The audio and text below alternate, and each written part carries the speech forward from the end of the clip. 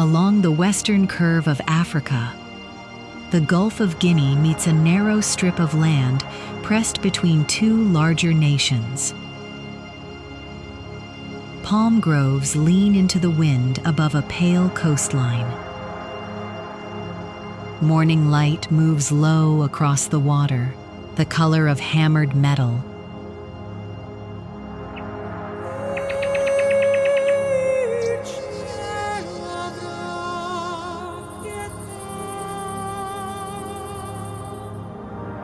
Mist lifts off a lagoon inland, curling around canoes tied along the bank.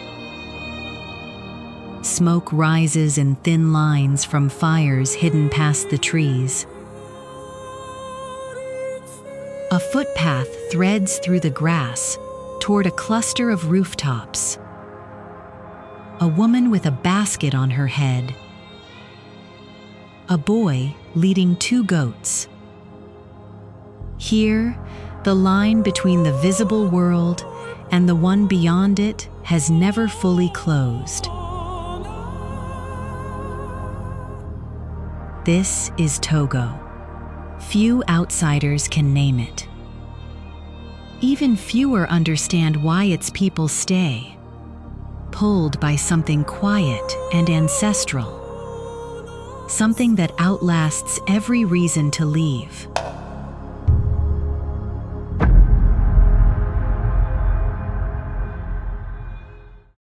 Squeezed between Ghana and Benin, this strip of land runs barely 56 kilometers along the coast.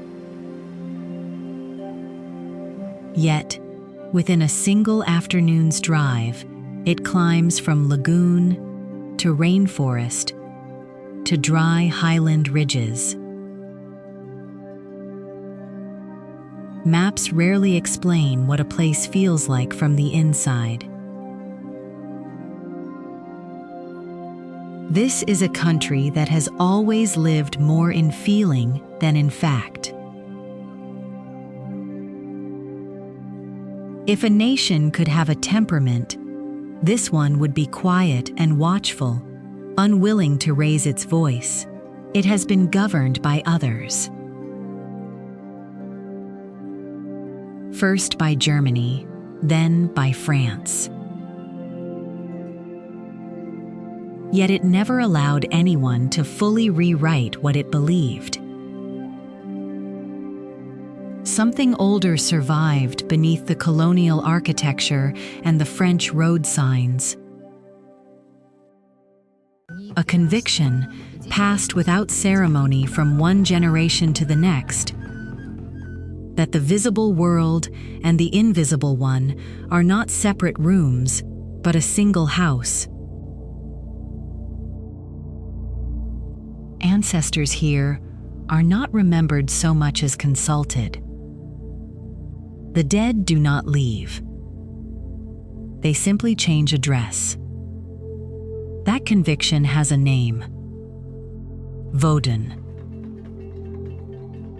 It belongs not to one country alone, but to a wider stretch of West Africa's coast. Shared with neighboring Benin, where the same rivers of belief run beneath a different flag. Here in Togo, that faith found one of its deepest homes. It was later carried across an ocean in chains, resurfacing, transformed, in Haiti and New Orleans.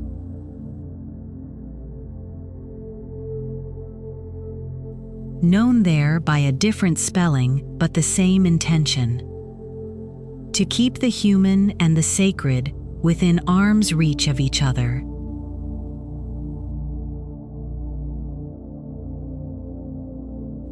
Independence finally came in 1960, but it did not erase what colonial rule had layered on top of older ways of living. It simply added one more layer of its own.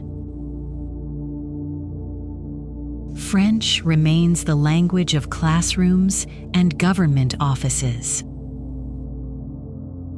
dozens of local languages, Yu and Kabye, chief among them, remain the language of kitchens, courtyards, and prayer.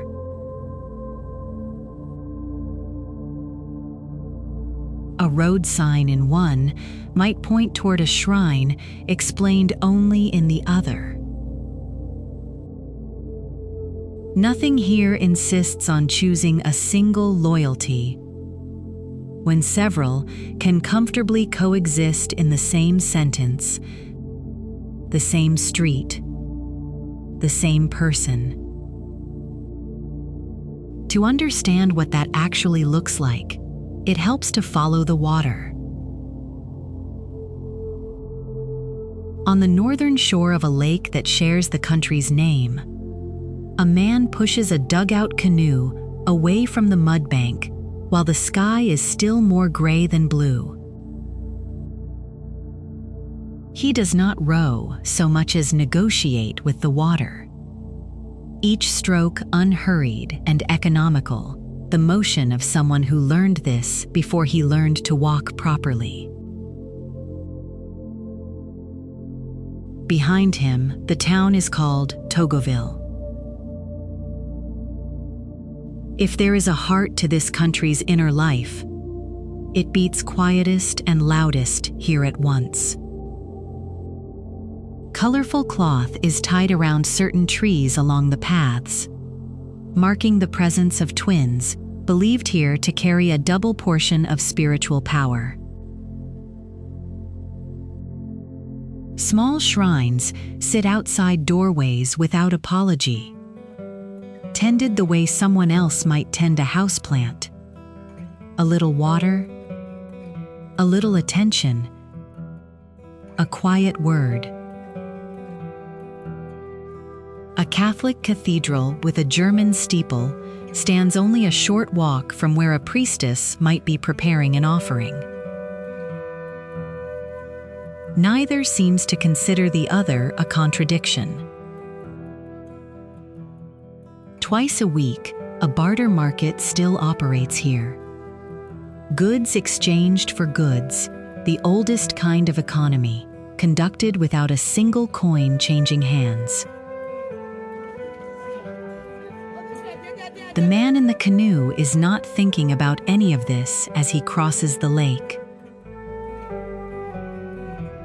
He is thinking about the fish he hopes to find, about breakfast, about a daughter who needs new shoes before the next rains.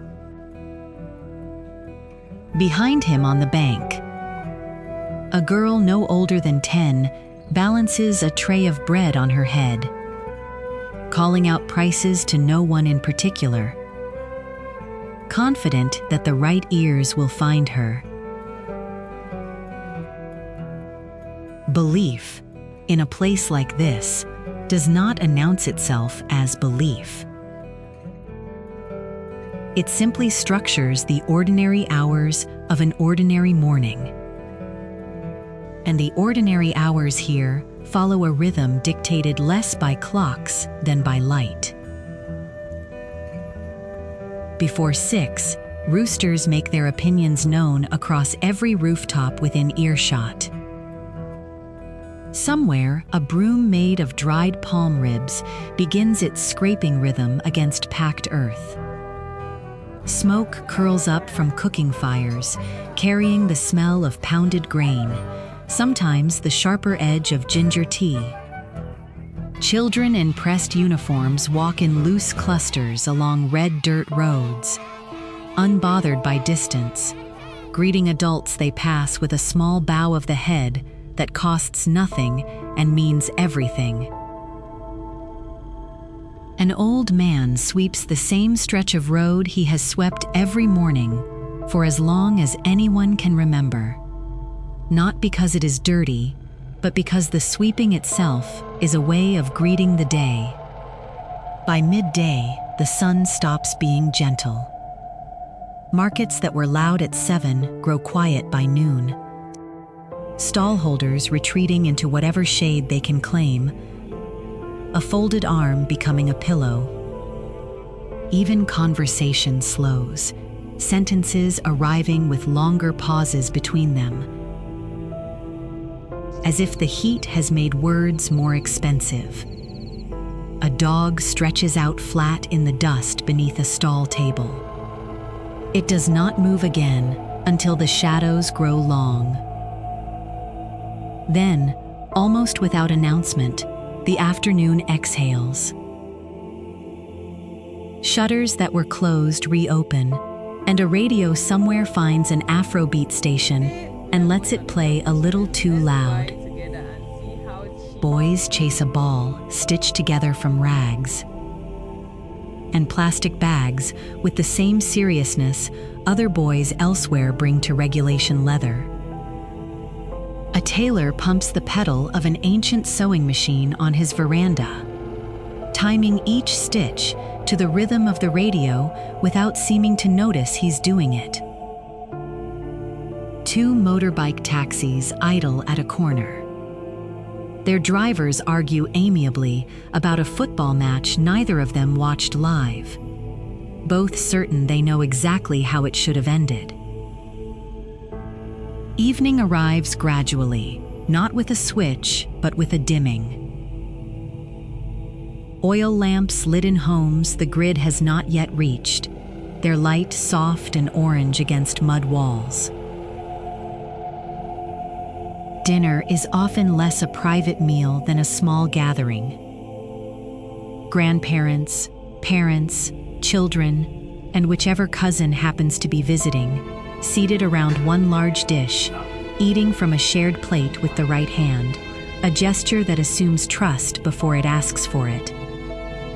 Stories get told at this hour that were told the night before and will be told again tomorrow. Not because anyone has forgotten them, but because repetition, here, is often treated as a form of care. Above the compound, once the last lamp is dimmed, the stars arrive in numbers a city sky could never afford to show. Somewhere in that darkness, a grandmother is still talking, and a child, too tired to answer, is still listening. Family, in much of this part of the world, was never meant to fit inside four walls alone. It spreads outward, aunts who function as second mothers, uncles consulted on matters as serious as marriage, grandparents who are not visitors in a child's life but daily architects of it. In many households, correction and comfort both come from whichever adult happens to be nearby, not strictly from a parent alone. Cousins are frequently called brothers and sisters. The distinction has rarely seemed worth making. That same logic extends past the walls of any one household, into the village itself. When one family's field needs harvesting before the rains arrive, neighbors often show up without being formally asked. The only expected payment is a shared meal once the work is done. Disputes are more often settled beneath the largest tree in the village than in any distant courtroom, where an elder's patience can carry more weight locally than an official title. A stranger passing through is greeted with a string of questions about family, health, and safe travel, enough to stretch a simple hello into a 3-minute conversation. A woman selling peppers by the roadside will interrupt her own sale to ask after a customer's mother by name and mean it. None of this is unique to any single village, and none of it looks quite the same from one region to the next. A household near the coast may keep different customs than one in the northern hills, shaped by different histories, different faiths, different languages, spoken at the dinner table. But the underlying instinct tends to travel well, that a person alone is a person unfinished. The surest form of security was never a bank account, but a name that other people still recognize when they hear it. It is out of this same soil, communal, unhurried, spiritually attentive, that the country's cultural life grows. Nowhere does it show itself more vividly than in the north, in the hills around a town called Kara. Each July, young men from the Kpalimé community prepare for something that is not quite sport and not quite ceremony, but both at once. Training begins as early as May, under coaches who speak of courage the way other coaches speak of technique, building strength, discipline, and endurance in full view of the community that will later judge them. When the day finally comes, they step into a ring of red dust before a crowd that has walked for hours to be there. They wrestle, not to injure, but to prove something that cannot be proven any other way: that a boy has become a man capable of protecting what is his. Losing brings no shame here, so long as it happens with dignity. Refusing to compete at all is the outcome that draws quiet disapproval. Even some of the country's most prominent public figures passed through this same dust as young men, one generation following directly after the other. They have returned each July since, to watch the next generation do the same. A few hours further north, in a region called Koutammakou, culture takes on an entirely different shape: literal, physical, built from earth itself. Here, the Batamariba people raise two-story towers of packed mud, called takienta, that function as house, granary, and small fortress in one continuous form. Each has a single entrance. Each is blessed before its first course of mud is laid, considered from that moment forward alive, inhabited not only by the family who lives there, but by the spirits consulted during its construction. Grain is stored above the living quarters, animals sheltered below. The roof itself often doubles as a terrace where the household's oldest member sits in the evening, watching the light change over land that has belonged to no one and everyone for centuries. These buildings were never meant to be admired from a distance. They were built to be lived inside, generation after generation, by people who understood the ground itself as something owed respect rather than simply owned. And in Togoville, the rhythm returns to where it began, with drums calling worshippers to a shrine on the same afternoon that church bells call others to Mass. The two sounds occasionally overlap without apparent tension, as if the town had long ago decided there was room enough in one sky for more than one kind of prayer. None of this, however, feeds a family on its own. For that, the country turns south again, toward the coast, toward a market that has shaped more lives than any single industry the country has known. In Lomé's Grand Marché, color arrives before sound, and sound arrives before you've even reached the entrance. A wall of patterned wax cloth rises in blues, oranges, and greens, stacked floor to ceiling, women moving between the stalls with the particular confidence of people who have done this since childhood. Decades ago, a group of these women built something extraordinary here, controlling the import and distribution of Dutch wax fabric across an entire region. They grew wealthy enough to be nicknamed after the German cars they drove through the city's palm-lined streets. The Nana Benz, a title that combined a word for woman with the make of automobile that had become their unofficial crown. Their era has faded somewhat now, worn down by cheaper imports from further east. A newer generation, quietly called the Nanettes, carries the trade forward with smaller margins and no less determination. But the market itself has not gone quiet. It still hums with negotiation, with the particular music of someone insisting a price is too high and someone else insisting it isn't. A transaction that is really a conversation, and a conversation that is really a relationship being tested and renewed. Nearby, a young apprentice folds fabric the way her mother taught her. Movements so practiced, they look almost involuntary. A skill passed down not through instruction, but through years of simply watching closely enough. Outside the fabric halls, the market widens into everything else a household could need in a single morning. Dried fish stacked in careful pyramids, hand soap cut into blocks and sold by the piece, plastic basins nested inside one another like a child's toy, a woman balancing an entire pharmacy of traditional remedies across 2 trays without a single bottle sliding. Commerce here is rarely a solitary act. A sale is witnessed by neighboring stalls, commented on, occasionally renegotiated by someone who wasn't even the customer.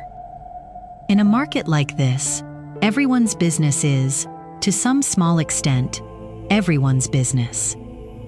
2.5 hours inland, in the hill town of Kpalimé, the economy wears a different face, greener, slower, closer to the soil.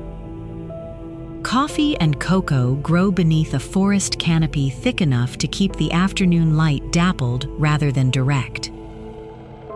A farmer moves between rows he did not plant himself, inherited instead from a father who inherited them from his, checking each cluster of beans with the unhurried attention of someone who has never once needed a calendar to know when the season is ready.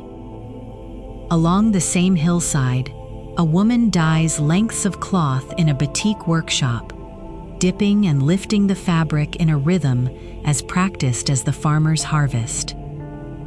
The 2 crafts share more in common than either might admit. There is no factory whistle here, no shift change, only the weather and the patience it demands in return. It is that same soil, that same patience, that eventually finds its way onto the family plate. In a courtyard kitchen, a woman raises a wooden pestle and brings it down into a mortar filled with pounded grain, corn in some households, cassava in others, occasionally a blend of both depending on the region and the season. Again and again, the rhythm as steady as a heartbeat, until what was once hard becomes something smooth and elastic. This is pat, the foundation beneath many meals here, eaten with a spicy sauce built from whatever the garden or the market offered that week. Sometimes tomato and pepper, sometimes okra, sometimes groundnut, thick and rich enough to coat a finger. Along the coast near Anejo, fishermen hand catches over to be laid across open coals. The smoke curls up thick with the smell of salt and char, a smell that seems to belong to the sea itself rather than to any single kitchen. In Kpalimé, beans roasted only that morning are ground by hand. The resulting coffee is darker and more bitter than anything sold under a familiar logo, and somehow better for it. None of these dishes are eaten alone if it can be helped. Eating from a single dish is, in many households, not a matter of scarcity, but of trust. A gesture that says, without needing translation, that everyone at this table belongs to everyone else. To live inside a single one of these days, the market's noise fading into afternoon stillness, the smell of smoke and pounded grain drifting from a courtyard, a canoe gliding home across still water as the light turns copper, is to understand something no guidebook quite manages to explain. Time moves differently here, not slower exactly, but more completely. Each hour is allowed to finish itself before the next begins. The land itself seems to hold two temperaments at once, and nowhere is that more apparent than in the distance between two places barely a few hours apart. Around Kpalimé, mist settles into the folds of the hills most mornings and takes its time leaving, clinging to coffee leaves until the sun finally burns through around mid-morning. Waterfalls drop through green so dense it looks almost blue in the shade. The air carries a permanent hint of damp earth, of things growing faster than anyone could plant them on purpose. Farmers here speak of the rain the way sailors speak of the tide, not as an inconvenience, but as a partner whose moods must simply be understood. Travel north toward Koutammakou, and the land changes its mind entirely. The green thins into gold and rust.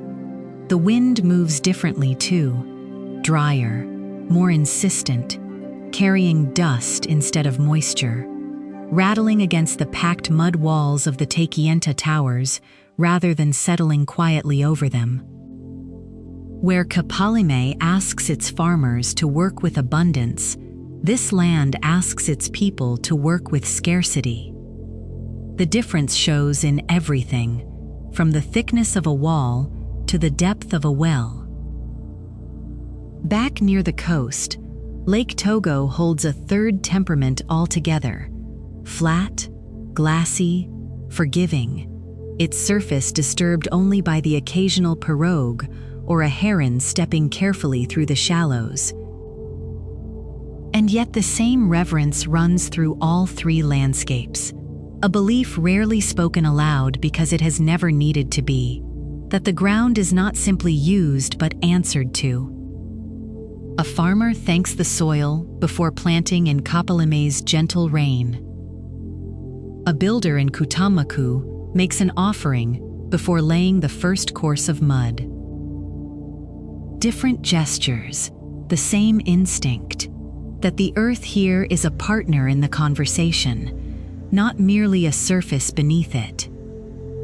But even a place this attentive to its own rhythms cannot fully insulate itself from what surrounds it. Nowhere is that more visible than where the land finally gives way to the sea. The same water that shapes Lake Togo's gentle mornings turns considerably less gentle along the open coast.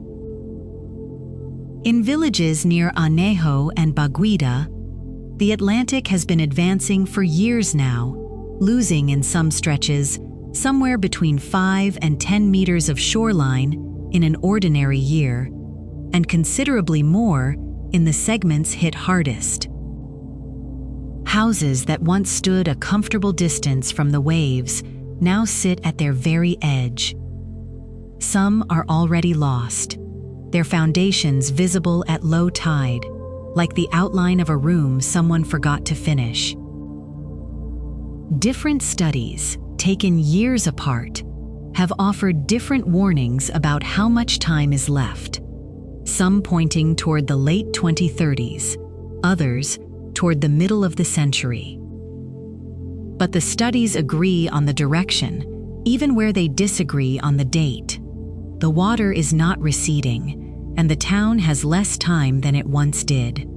And yet people stay, not out of stubbornness exactly, and not because leaving isn't possible. They stay because their ancestors are buried in that ground, because the sea that threatens them is the same sea that has always fed them, because some families here count several generations born within sight of that particular stretch of coast. Leaving would mean surrendering something that cannot easily be rebuilt somewhere else. Inland, a different kind of difficulty, asks the same question of a younger generation, in different terms.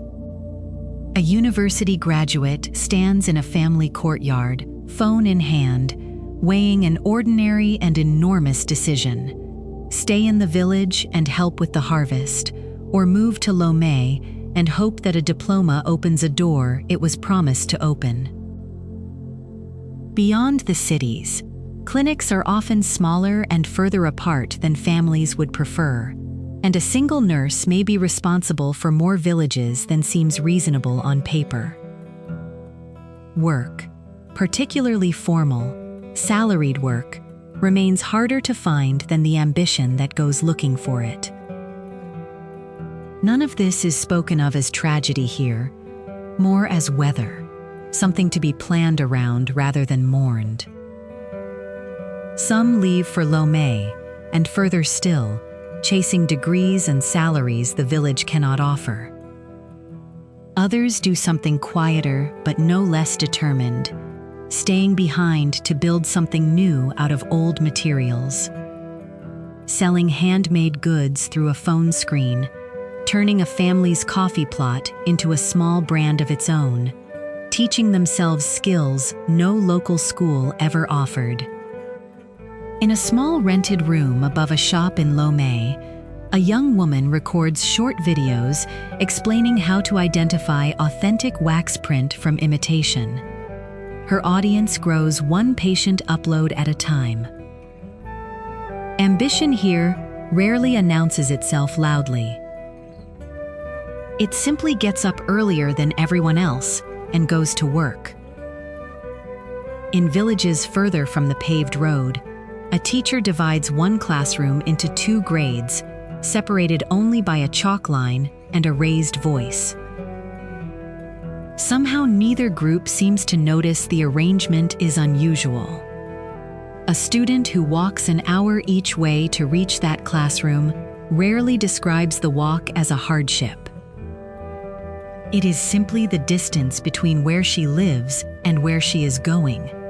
No different in principle from a bus ride elsewhere, only slower and quieter, and occasionally interrupted by a friend walking the same direction. And still, something holds. It shows itself most clearly at homecoming. A son or daughter stepping off a bus after months or years away. Met at the edge of the village not by one relative but by a small crowd of them. Aunts and cousins and neighbors who all, somehow, already knew the exact hour of arrival. Someone has already put water on to boil before the greetings even finish. It shows itself in the sacred forest outside Togoville, where no one cuts wood, because the trees there are understood to be inhabited rather than simply grown. It shows itself at the family table, where a shared plate still means something no private meal ever could.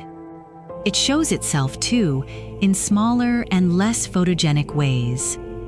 In a phone call placed every Sunday without fail, in money sent home before rent is paid in the city, in a name given to a newborn that once belonged to a grandfather no one in the room ever met, but everyone still somehow misses. Distance, here, is treated less like an ending and more like a pause. It is something to be closed again at the next wedding, the next funeral, the next reason good enough to justify the bus fare. Wealth, measured the way this place tends to measure it, was never primarily a matter of currency. It was measured in the number of people who would notice your absence, and in the number who would show up, unasked, the moment you needed them. A young man who leaves for the city rarely leaves entirely. Some part of him stays behind, in the courtyard where he was raised, in the rhythm of a language his grandmother still speaks better than he does, in a plate of food that tastes like nowhere else on earth. And so, more often than not, he finds his way back, not because the city failed him, but because something quieter had been waiting for him the whole time, patient as the tide, willing to wait as long as it takes. Night falls again over the lake, the way it fell at the very beginning of this story. Somewhere along the shore, an oil lamp is still burning in a window, small and steady against the dark, kept lit by someone who has not yet gone to sleep because someone else has not yet come home. The waves continue their old, unhurried conversation with the shore. Smoke rises once more, thin and straight, carrying whatever it is meant to carry toward whoever is listening. Perhaps wealth was never about what a place has. Perhaps it was always about what continues to hold on to you, long after you've left, and long after you thought you'd stopped listening. The same question waits quietly in every corner of the world, including the one just outside this screen. What is it, exactly, that would still hold you there, long after every reason to leave had already arrived? If this story found something in you worth keeping, a like helps it find someone else who might need it too. And for more journeys like this one, into the quiet corners of the world rarely put into words, stay close and subscribe.